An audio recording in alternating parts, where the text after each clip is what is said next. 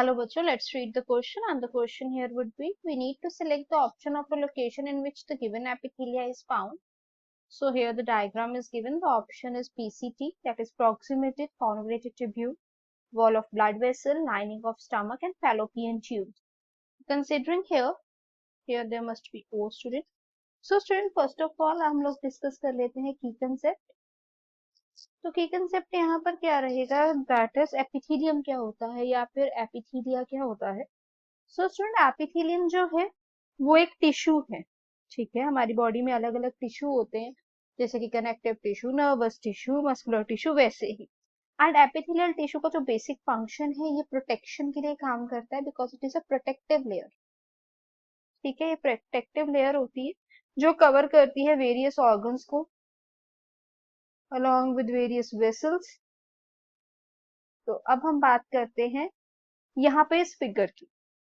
So student जो ये figure दी हुई है ना, ये है स्क्वैमस एपिथेलियम. एपिथेलियम की टाइप है स्क्वैमस एपिथेलियम. अगर हम लोग स्क्वैमस एपिथेलियम की बात करें अभी, तो वो क्या होते हैं student, it consist of single layer of flat sales. इसमें होती है single layer of flat sales. ठीक है, इट इज टिपिकली फाउंड, हम ये कह सकते हैं ये उस एरियाज में होती है जहां पर रैपिड डिफ्यूजन होती है. जहां कहीं भी रैपिड डिफ्यूजन होती है वहां पे स्क्वैमस एपिथेलियम जो है वो इजिली देखने को मिलता है. ठीक है, जैसे कि एल्वेलाई में, एल्वेलाई ऑफ लंग्स में हम बात कर सकते हैं. इवन हम लोग इसकी अगर एग्जांपल लें तो ये लाइनिंग ऑफ वेसल्स यानी कि लाइनिंग ऑफ ब्लड वेसल्स में भी होता है. Lining of